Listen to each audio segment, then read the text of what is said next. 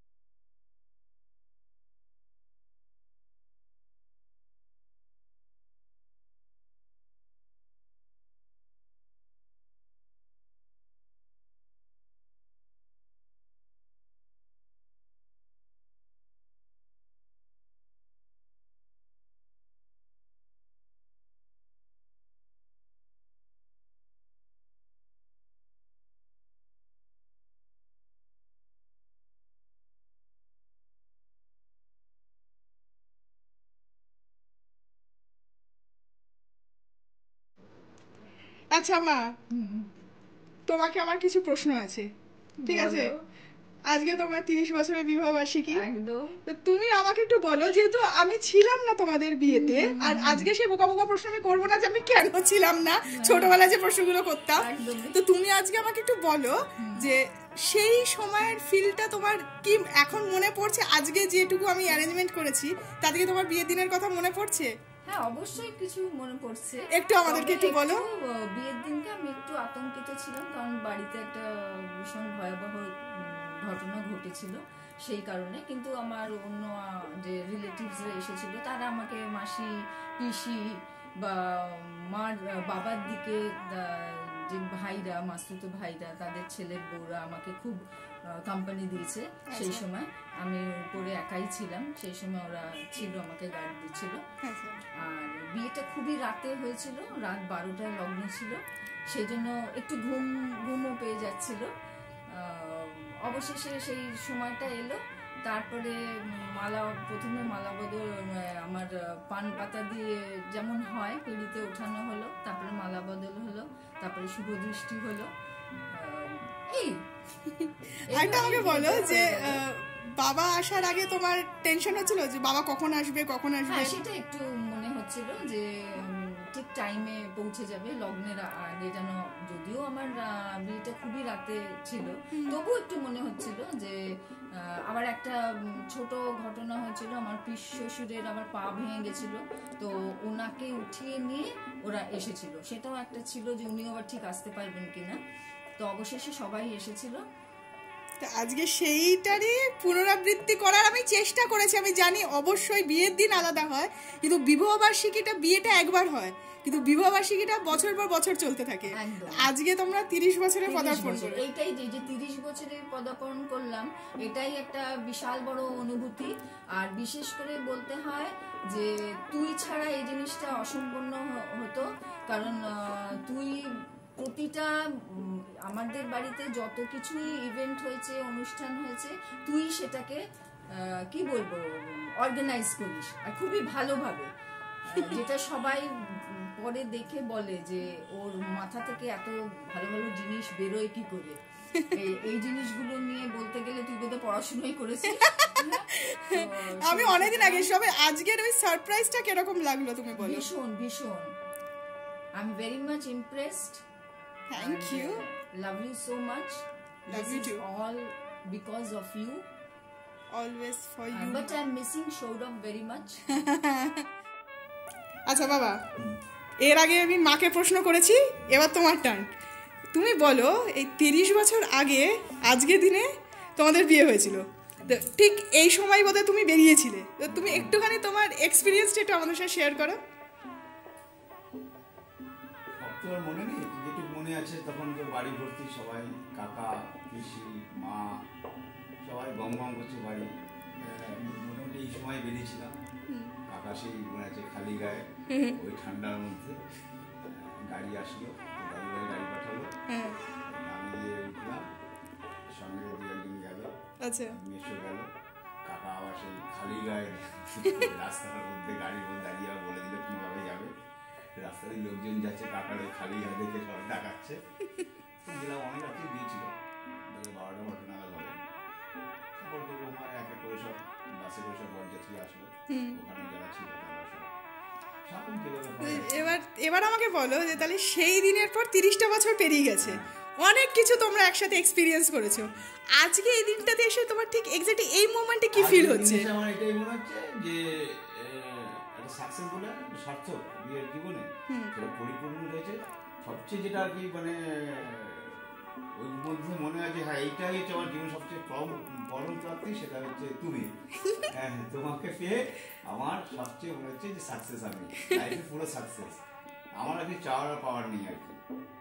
আর আজকের এই যে ছোট্ট করে একটু অ্যারেঞ্জমেন্ট করেছি, তোমার কিরকম লাগছে বলো? তুমিই তো করছো বাবা সব, ভালো লাগছে? হ্যাঁ ভালো লাগছে, মাঝে মাঝে একটু বিব্রত হচ্ছি, হ্যাঁ কিন্তু বেশি করছে সব। না না, একদম না, এইটাকে আমি চেয়েছিলাম। প্যাক দেবে, তোমারই প্যাক দেবে, কোনো কেউ প্যাক দেবে না, না, বাট সবাই মন থেকে তোমাদেরকে আরো আশীর্বাদ করবে। তো এত জীবনে এত সার্থক হলাম কি করে, নিশ্চয়ই সব ভালোবাসা, শুভেচ্ছা, আশীর্বাদ রয়েছে। অবশ্যই অবশ্যই, যারা নেই আজকে আমার কাছে, তাদের আশীর্বাদ উপর থেকে আছে। একসময় তারা আমার জীবনের একটা অঙ্গ ছিল, তাদের জন্য আজকে এখানে এসেছি। তাদের ভালোবাসা তো আছে। আমি উত্তর উত্তর সবচেয়ে যেটা বলতো, আমার জীবনে উত্তর উত্তর আমার গ্রাফটা উপর দিকেই গেছে, সব দিক কোন সময় নিচের দিকে টার্ন করেনি। আশা করি আগামী যে বছর আছে গ্রাফটা নিচের দিকেই যাবে, উপর দিকেই যাবে একদম। তুমি আছো, আমার চিন্তা নেই, সৌরভ আছে। হ্যাঁ, আজকে শিওর তার মতো করে এনজয় করছে, আজকে মিস করছি আমরা ওকে, মাও বলছিল সেটা। এখন তো বিদেশে, হ্যাঁ এই মেয়ে খুব এনজয় করছে, করুক। আর 5-6 দিন পরে আসছে, তখন ওর সঙ্গে আবার শেয়ার, এগুলো দেখতে পাবে, ভিডিওগুলো দেখতে পাবে একদম। সেই জন্যই। ঠিক আছে, তাহলে এবার আমরা আস্তে আস্তে রেডি হচ্ছি।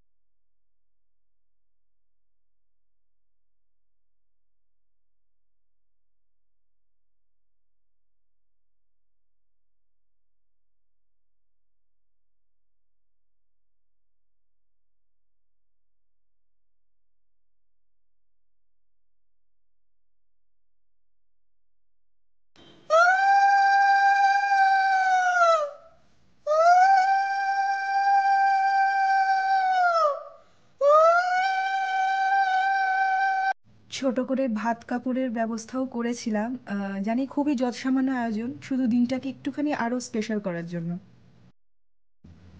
বলো আজ থেকে ভাত কাপড়ের দায়িত্ব নিলাম, আগামী 30 বছরের জন্য। 30 বছরের জন্য ভাত কাপড়ের দায়িত্ব নিলাম। একদম। বলো মা, আমি গ্রহণ করলাম। আমি গ্রহণ করলাম। হ্যাঁ, ও